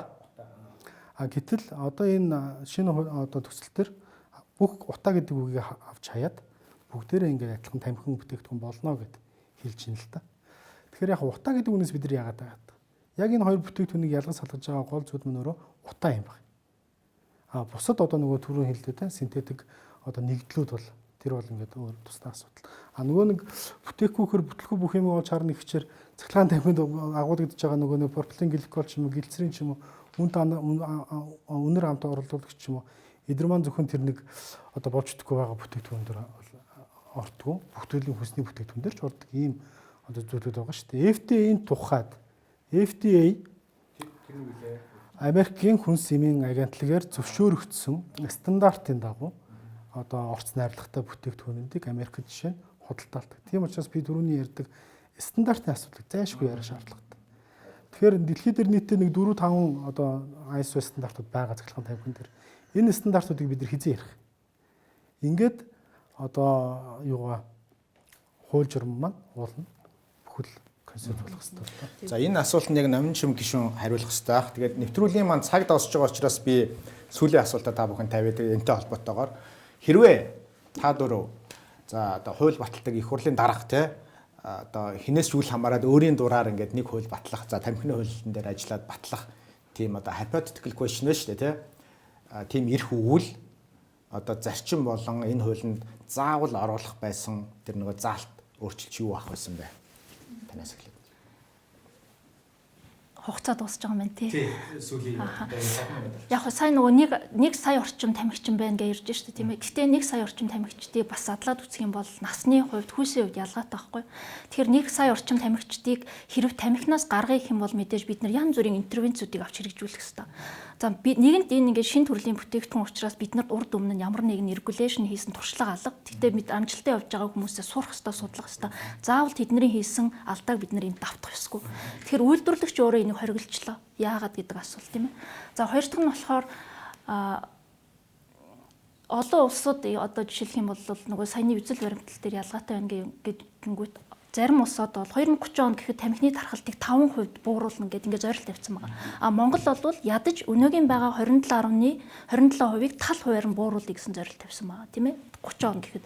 За тэгэхээр энэ зорилтод хүрэхийн тулд мэдээж бид нэр үр дүнтэй бодлого полиси авч хэрэгжүүлэх ёстой. Тэгээ ингээд хэрэгжүүлсэн полисинууд интервенцүүдийг ингээд үр ашгаар нь ч юм уу ингээд үр өгөөжээр нь харьцуулаад үзэх юм бол нэгдүгээр цогц байх ёстой гэдэг санааг хэлээд байгаа. Цогц. Одоо жишээлх юм бол аль нэгийг нь ингээд одоо нэгэн жишээ нь 500 метрийг бодож ин л та хөвшцэн Улаанбаатар хотод одоо ингээд зөвхөн яриадаж болохгүй ш. Бид нар Монгол улсыг ярих хэрэгтэй ш. Монгол улсын ирээдүйн хойч үе энэ улсын дундаж наслал сайн сайхан байдлыг талаар ярихаас биш зөвхөн Улаанбаатар хотын төвлөрсөн бүсийг яриад өнөөдөр бид нар бодлого боловсруулан гэвэл бас өрөөсгөл болох байх гэж би бодож байна. А хоёрдугаарт нэгдүгээр цогц байх хэрэгтэй. Мэдээж одоо хэрэгжүүлэлтэндээ маш сайн анхаарах хэрэгтэй. Одоо жишээ нь архин дээр ч гэсэн 21 нас заадаг. Гэтэл өнөөдөр яг хэрэгжүүлэлт нь ямар байгаа юм бэ те? Бид нар ингээл оронгууд яг кассан дээр ингээл магадгүй насанд хүрээгүй хүүхдээс ингээд паспорт юм шалгаж бод би л овны хайхтар харж байгаагүй. Тэгэхээр яг энтэй адилхан хичнээн гой сайхан юм ингээд битсэн ч гэсэн нөгөө хэрэгжүүлэлтэн дээрээ бид нар анхаарч тэрийг яг ингэж мөрдөж чадахгүй бол бас л фейлд нь бас л засвартай алдаа. Тэгэхээр хэрэгжүүлэлтэн дээр анхаарах хэрэгтэй гэж би үзэж байна. А гурав дахь нь тэр 1 сая орчим тамхичин байгааг ярьж штэ. Тэгэхээр энийг насны хувьд аваад үзэх юм бол эми эмчилгээг бид нар санал болгодог. Мэдээж нөгөө сая тамхичин хүмүүсээ бид нар аль болох бууруулахыг зорж байгаа учраас эми эмчилгээ. Тэгэхээр ямар үед хүмүүс эми эмчилгээг сонгодог вэ гэхээр 40-оос дээш насны амьдрал ахуйн тогтцсон одоо 40-оос дээш 50-аас дээш насны хүмүүс эми эмчилгээ одоо сонгодог. Хизээч одоо 25-аас доош ч юм уу өсвөр насндаа хайр дуулалтаа одоо гэр бүлээ зохиож байгаа ийм үед хүмүүс эми эмчилгээг сонгодог. А тэднэрт ямар үйлчилгээ хэрэгтэй байдгүй гэхээр илүү танин мэдсэн, ухуулсан, энийг сурталчилсан, боловсрал олгосон. Тийм, соён гэгэрүүлсэн гэх мэт. Тэгэхээр нөгөө сая тамхичтай бид нар бууруулахын тулд бүх насанд зориулсан бүх төвшөнд бүх хэмийг л авч хэрэгжүүлэх ёстой. Татвараа нэмэх ёстой. Талхнаас хямдхан байна. Татварыг нэмэх ёстой. Татвар гэдэг чинь өөрөө одоо нийгмийн эрүүлэндийн одоо юун дотроо бодлого дотроо хүн ам суурилсан урьдчилан зэрэглэх хөтөлбөр гэж авдаг. Тэгэхээр энийг хэрэг амжилттай хэрэгжүүлэх юм бол нөгөө бүх насны 1 сая хүмүүстэй бид нар нөлөөлж чадна. А эми эмчилгээг бол бид нар зөвхөн 40-оос дээш 50-аас дээш насны хүмүүстэй зориуд нөлөөлж чадна. А сургууль суурилсан соён гэгэрснийг бол илүү залуучуудад маасыг түгээсэн. Тэгэхээр нөгөө бүх төвшөндөө энийг ингэж бүх насны хүмүүс зориулсан цогц интервенцтэй байж ээж өнөөдөр бид нар тамхины тархалтыг одоо 50% хүртэл бууруулна гэж ярина. А түүнээс биш аль нэгийг нь ч юм уу аль нэг эрх ашигын хүнцэн ч гэдэг юм одоо жижигхэн толгой тойрсон асуудал ярих юм бол энэ асуудал хизээч цэгцрэхгүй гэж байна. Тэр нөгөө дэлхийн эрүүл мэндийн байгууллагын тэр дүгнэлт гаргасан үгүй юу гэсэн чинь хариулаагүй тийм дээ. Гаргаагүй. Гараагүй юм уу? Гараагүй. Гэхдээ энийг бол хортой гэдгийг бол бүх гаргацсан баг шүү дээ. За. Тэр саяхан уу тий? Сайхан гаргасан. Нилэн дээр үү? Үгүй никотинтой дээр нөгөө ард туглага юм уу гэдэг янз бүрийн хүнд металлтай тэр нь бол хортой гэдэг харагдаж байгаа. За Австралид хийсэн нэг судалгаанд хэрэв электрон тамхиг эдгээр залуу насандаа татах юм бол янжуур тамхи руу орох эрсдэл нь бас 5-аас 12 дахин өндөр байгаа гэж байгаа. Тэгэхээр бид нарт бас яг нарийн цогц дүгнэлт хийхийн тулд хугацаа хэрэгтэй. Тэгэхээр өнөөдөр бид нар яг тийм үү гэдэг хариултыг бол өгөхөд эрт байна гэж байна. За их хурлын дарга байсан бол ингээ алах цоглоо. За яг ямар сарт оруулах юм. Зарчим нь ер нь айгүй ингийн байгаа. Ер нь ганцхан тамхины хөлн дээр ч хууль дүрмөө мөрддөг аж ахуй нэгж хариуцлагатай юм иргэн байвал тэр түр шагнаж явах хэвээр. За шагнадаг юм гэхэд ядаж чөлөөтэй үйл ажиллагаа эрхлэх боломжийг олох хэвээр. Тогтоосон хуульд одоо дүрмийг ингээд зөрчиж байгаа этгээдүүдийн үйл шийдэх хэвээр. Тэгээ энэ зарчмаа бүх зүйл дээр алдчихаа. За энэ ганцхан тамхи биш арх байна. Дахиад одоо татвартай холбоотой, нийгмийн татгалтай холбоотой бүх зүйл дээр бид нар энэний дундуур явж байна. Маш олон аж ахуй нэгжүүд ер нь бол татвар төлөхгүй яваал байна. Тэгэхээр ерөн зүгээр зарчмын хувьд хэрэгжүүлж чаддаг хууль батлах хэрэгтэй байна. Хоёрт нь хэрэгжүүлэхдээ тэрэн дээр зарчимтай баймаар байна. Үнэхээр сайн хэрэгжүүлж байгаа бол тэрийг одоо урамшуулдаг маш олон системүүд гэдэг юм лээ. Энэ зөвхөн мөнгө урамшуул хэлээгүй. Зүгээр л нэрийн дуртахад болон засаг. За нөгөө талдаа бол зөрчиж байгаа этгээдийг дахиад зөрчих боломжгүй болох хэрэгтэй байна. Тэгэхээр ийм зохицуулт хийхгүйгээр одоо хэдүүлээ тойрол ингээд яриад их юм энэ асуудал шийдэгдэхгүй. Эцэст нь хүүхэд тамхи авах боломж одоо ч байсаргаа яг энэ зохицуултаар үлдчих юм бол тэгэл хэдүүлээ баахан эрүүл урал болчиход ямар ч үр дүнгүй сууж авах гэж бодож байна. За зогтож. Тамхигүй үндэстэн болох тийм шийдвэр гаргах байсан. Тамхигүй үндэстэн гэж ямар үндэстэн гэлдэг вэ гэхээр тамхитлалтын түвшин 5% буюу түүнээс доош одоо хувьтай улсыг тамхигүй үндэстэн гэдэг. Хамгийн ихний одоо тамхигүй үндэстэн Швед улс боллоо л доо. Швед улс одоо сая өнгөрсөн он 5% хүрлээ. Одоо Шинэ Зеланд улс хүрэхэд маш ойрхон байна. Хамгийн одоо хүн ам ойролцоо улс гэх юм бол мэдээ Шинэ Зеланд 5.1. Тэгэхээр нөгөө энэ минийг оруулж тооцоод нөгөө шимдэг юм аа. Эдгээр улсуудыг би яагаад дурдж байгаа вэ гэхээр засгийн газрын шийдвэрийн дагж байгаа. NRT буюу одоо никотин терапи. За эсвэл одоо harm reduction гэдэг хөтөлбөрүүдийг маш их сайн хэрэгжүүлдэг гэсэн үг. Ингийн тулд ерөнхийдөө бүх төрлийн тамхин бүтээгдэхүүн дээр зохицуулт хийхдээ аль хоруу чанар багтайг нь одоо дэмжиж байгаа ийм бодлого. Энэ бол ил тод байгаа мэдээлэл байхгүй. Шведч төр, Шинэ Зеландч төр, Англич төр. Ерөнхийдөө яг бид хүүхэд хамгаал гэдэг зүйл маш чухал. Үнэн хүүхдүүд болон бусад бүх хүмүүс одоо цэвэр агаар амьсгалах хэрэгтэй. Вебч төр, янжуурч төр амьсгалах хэрэг байхгүй. Гэхдээ нийт нөгөө нэг сая хүмүүс чинь дийлийнх нь насан туршидчүүд. Энэ насан туршидтын зан үйлийг нь өөрчлөхөөс нааш хүүхдүүдэд бид нар хүүхдүүдийн одоо хэрэг одоо accessibility-г нь багасгахын тулд насан туршидтыг бид нар хохироож болохгүй байхгүй. Сонголттой байх хэрэгтэй. Хоруу чанартай юу, аль нь хоруу чанартай вэ гэдгийг өнөөдөр интернетээр зөндөө мэдээлэл. За ChatGPT-гээс асууж болж. Гэтэл одоо ингээд яг адилхан хортой гэдэг ийм мэдээлэл яадаг вэ гэхээр тамхинаас гарах га цахилгаан тамхи хэрэглэж байгаа хүмүүсийн зоригийг мохотдог. Би өөрөө 15 жил тамхи татсан. 5 жилийн өмнө тамхинаас гарсан. Ерөөдөө яг цахилгаан тамхины тусламжтай гарсан. Одоо би бол цахилгаан тамхи бага зэрэг хэрэгэлдэг. Янжуур тамхины үнэрч авч чаддаг. Тэгэхээр надтай адилхан ийм кейс маш олон байна. Хүүхдүүдийн хэрэглээг бид нар хуулийн зохицуулалтаараа зохицуулах бүрэн боломжтой. Түрүүн одоо шинэ зөрөг захирлэлтэй одоо технологи төр суурилсан одоо ID шалгадаг. За бусад одоо хуулийг хэрэгжүүлдэг ийм одоо зүйлүүд бол бидэрт хэрэгтэй байна. Тамхины хэлний тухай хуулийн хэрэгжилт одоо хин хянах юм гэдэг бас нэг асуулт байгаа. Би одоо 11-р хорооллын 20 дугаар сургууль шүү дээ. Тэрний хажууд нэг түүцнээс нэг хүүхд тамхи авч байгаа. Та зарж болохгүй гэж хэлсэн чинь хүүхд ингээд аваад тэр орн гараа явж байгаа байхгүй. Тэгээ би 11 руу ярьсан чинь эрүүл мэндийн яамнаас асууч. Эрүүл мэндийн яамнаас асуусан чинь цагдаатайгаа яриа гэж. Цагдаараа нь ярьсан чинь нэг 14 хоногийн дараа нэг 50,000 төгрөгөөр торгуулаа гэдэг надад мессеж ирж байгаа байхгүй. Тэгэхээр энэ өөрөө зарчмын хувьд, системийн хувьд асар удаашралтай, асар буруу хүн хүч шаардсан ийм асуудал болчиход байгаа юм биш үү. Тэгэхээр энийг бид нар яаж өнөөдөр шийдэх вэ? Багхгүй уул нь бол. Тэгснээс энэ хоёр бүтээгдэхүүний аль нь хортой хоргүй гэдэг бол энэ чинь хүмүүсийн сонголт өөрөө байх хэрэгтэй юм аа.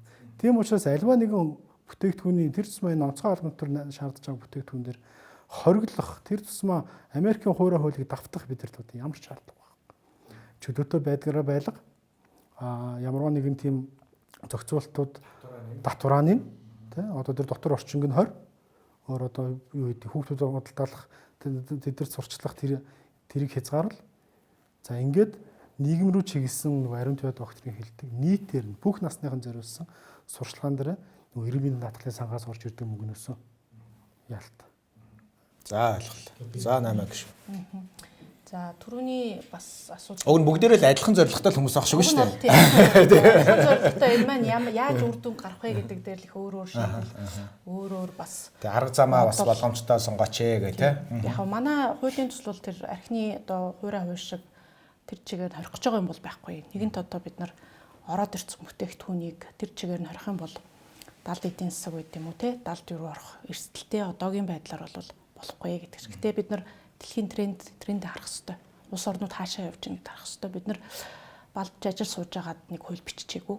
Хаач аль ч улсад байхгүй юм бид нар энэ хууль дээр ерөөсөө оруулаагүй. Тэгээ дэлхийн нийтээрээ угаасаа энэ одоо электрон тамхины чинь хэрэглээ хүүхэд залуучуудад маш их өндөр байгаад байна. Маркетинг өндөр байна. Өнөр амт гүзээлзэг нь ванильны амтаар татчихин.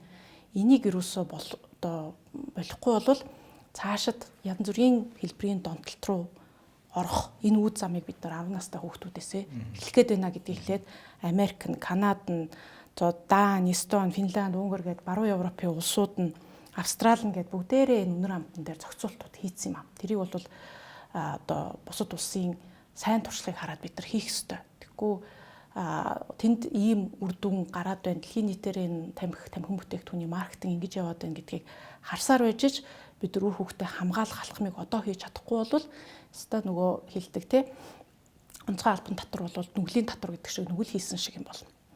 За улсын хурлын даргын хувьд одоо байсан бол миний хувьд бол энэ хуулийн дээр бас нэлээд чамгүй хугацаа мэдээ зарж ялаа. Энд бас нэг хэлэх ёстой нь бид нар хэрэгжилтээр үнэхээр анхаарах ёстой. Энэ бол нэг удаа хууль батлаад гаргаад болчих асуудал бол биш. Бид нар хуулиа гарган түүнийхээ дагуу хяналт хэрэгжилтэд хангасан маш өргөн хэмжээний арга хэмжээг хийх ёстой. Дээр нь энэ соён гэгэрүүлэх ажлыг бид яалтчгүй хийх ёстой. Ийм ч учраас бас одоо гишүүдийн зүгээс боловсролын байгууллагатай хамтраад энэ кампанит ажлыг бас эхлүүлээд байгаа. Ингэж байж соён гэгэрүүлэх ажил хийхгүйгээр хуурай одоо юу гэдгийг зохицуулсан хууль байт юм уу гараад угаасаа үр дүн төлөө баг гэдэг яаж байгаа. За татвар бол бид нэмж байгаа. Одоо энийг би бас чуулган дээр ч гэсэн хэлжсэн. Аль тамхин бүх төрлийн тамхин уу эсвэл зөвхөн цахилгааны юм уу? Аль нь. Янжуур тамхины ч гэсэн онцгой албан татварыг бид нар бас үе шаттайгаар нэмж байгаа. Бидний хувьд бол аль нь хортой аль нь хэрэглээг багасгах гэсэн зорилго байгаа учраас аль нэг талыг ердөө байрсан юм байхгүй. Онцгой албан татварыг бид нар ихсгэх ёстой. Тэгжээж бид нар энэ ирээдүйн хойч үедээ нүгэл үлдэхгүй хин шиг энэ одоо эрүүл хүүхдийг эрүүл монгол хүнийг бүтээхэд одоо хувь нэмрээ оруулна гэж харж байгаа. Гэхдээ зөвхөн татвар аваад энийг бол тий татвар гэдээ байхгүй. Энэ татвар маань өөрөө дараа нь энэ хүүхэд залуучуудыг одоо Монгол улсын иргэдийг тамхиталтаас гаргах, тамхитлаас урьдчилан сэргийлэх соён гөрөлх ажил, гол нь донтолт гэдэг юмыг үүсгэж байгаа нөхцөл байдлаа дүгнээд энэс урьдчилан сэргийлэх хамгийн үр дүнтэй асуудал бол ерөөсөө л спорт юм билээ. Тэгэхээр энэ спортын хөтөлбөрүүдийг дэмжих, хүүхэд залуучуудаа чөлөө цагаа зөв өнгөрүүлэх энэ нөхцөлийг бүрдүүлэхийн төлөө татвар зарцуулах хэрэгтэй. Урд нь бол энэ татварын онцгой өдөр ороод төсвийн нэг хэсэг болоод хаан зарцуулж байгаа мэдтгүү хин нэгний цемент баашин болоод дуусчдаг гэсэн бол одооны төсвийн зохицуулалтаар яг тэнцэнээс орж ирсэн татварын орлогыг яг тийм зарцуулна гэдэг тийм зохицуулт байд юм уу? Тийм байж болох юм уу? Тэгэхээр эндээс нь онцгой албан татвараа одоо бол эрүүл мэндийн дэмжих санд 2% нь ороод эрүүл мэндийн 2% нь тийш явдаг юу гэдэг. Бидний хувьд бол онцгой албан татврынхаа 50%-ийг аваад яг одоо хүүхэд залуучууд руу чиглэсэн соён гэгэрүүлэхтэй боловсрол. Одоо тэр нь хуулийнхаа төсөл орж явж байгаа. Тэгээ спортын хөтөлбөрүүдийг дэмжиж, тэгээд энэ тамхинаас гарах хэмжлэгээ, тамхинаас үүсэх хор тавдрын онцлогоондоо зарцуулах гэсэн гурван л биш нөө тусгай олимпиад шууд бодогдоод амар хувийн ашиг сандрал бодогдсон юм шүү дээ. Тэгээ зоригтой байгаа. Тэгээд энийг бас манай олон нийт эцэг эхчүүд маань бүгдээрээ бас харж дэмжиж, ер нь бол эцэг эхчүүдтэй багш нар сургалтын байгууллагуудтай хаар бүгдийг хориод өгөл гэдэг асуудлыг тавьж байгаа. За хууль тогтоогчийн зүгээс бид нар одоохондоо бол бүгдийг хорин гэхээсээ илүү юутай ч хүүхдүүд маань ороод байгаа юмыг чи тэгээд дараагийн бас одоо өөр нөлөөгөө харж шийдвэрлсэн дээр гэсэн юм байр суурьтай байгааг бас хэлмээр байгаа. Тэгээд энэ янжуур тамхи өөрөө e-сигарет гэдэг нэг хүний сонголтын асуудлыг ярьж байгаа юм шиг боловч цаагаараа энэ өөрөө улс үндэстний эрүүл хүүхдтэй байх уу, тархин хөгжөөгүй байхад янз бүрийн бодисын донтолтой, уушгиных нь одоо өвчлөлттэй юм хүүхдэд бид нар бэлтгэх гээд байна уу гэдгийг сонголт юм шүү л гэдгийг бид хэлмээр байна. За ойлголоо. Баярлалаа та бүхэндээ. Тэгээ манай нэвтрүүлгийн цаг бас нэлээд ирсэн баг шиг байна. Тэгээ маш чухал сэдвийг хөндлөө. Тэгээд би бас асуух 2-3 асуулт асууж амжсангүй. Бас ингээ энгийн юм шиг мөртлөө чухал асуултууд байсан. Тэгээд хэдүүлээ хуулийнхаа хэлцүүлгэндээ бүх талуудыг идэвхтэй оролцоорой гэж уриалмаар байна. Иргэдийн оролцоо аюул чухал байдаг. Тэгээ шаардлагатай тохиолдолд бас дахиад нэмэлт нэвтрүүлэг хэлцүүлэе гэдээ миний зүгээс бэлэн байна. За та бүхэндээ маш их баярлалаа. Баярлалаа.